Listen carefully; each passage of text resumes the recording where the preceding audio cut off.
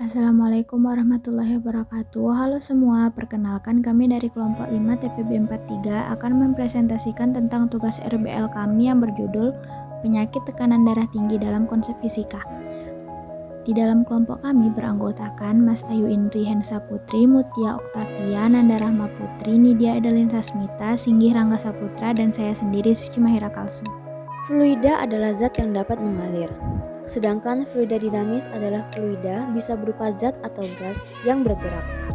Fluida dinamis memiliki rumus debit yaitu Q sama dengan V per T atau dapat juga memakai Q sama dengan A kali V.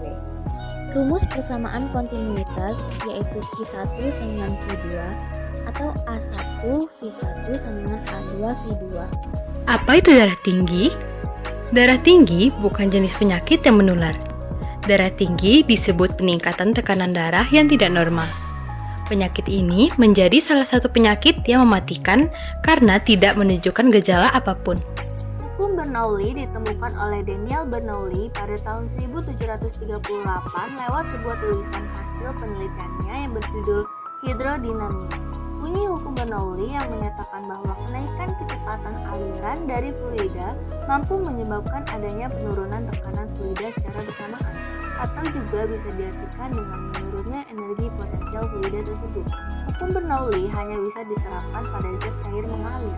Azas kontinuitas adalah ketentuan yang menyatakan bahwa untuk fluida yang tak termampatkan dan mengalir dalam keadaan tunak, maka laju aliran volume di setiap titik fluida tersebut adalah sama.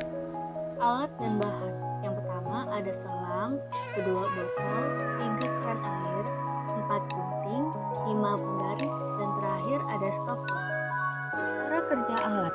Tahap pertama yang harus dilakukan yaitu memasukkan air ke 1,5 liter botol dan dilihat berapa lama waktu sampai botol terisi penuh. Lalu, lebar selang dihitung pakai penggaris.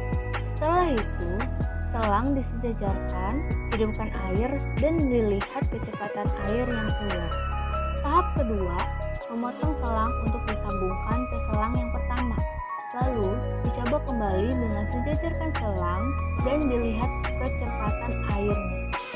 Dan tahap terakhir yaitu sama seperti tahap-tahap sebelumnya. Memotong selang untuk disambungkan ke selang pertama dan kedua dan disejajarkan lalu dilihat kecepatan air yang keluar.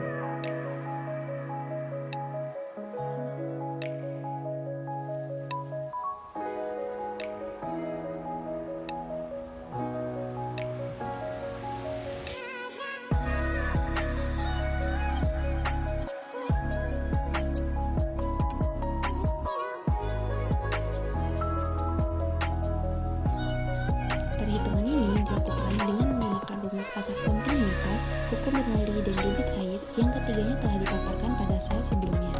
Pada saat ini dijelaskan mengenai perhitungan debit awal air dengan menggunakan rumus Q sama dengan volume per waktu, di mana rumus debit air dapat dicari juga dengan menggunakan rumus luas penampang atau A dikali dengan kecepatan aliran fluida atau V, di mana luas penampang selang yang digunakan berbentuk seperti lingkaran sehingga digunakan rumus luas lingkaran yaitu A sama dengan 1/4 pi d kuadrat.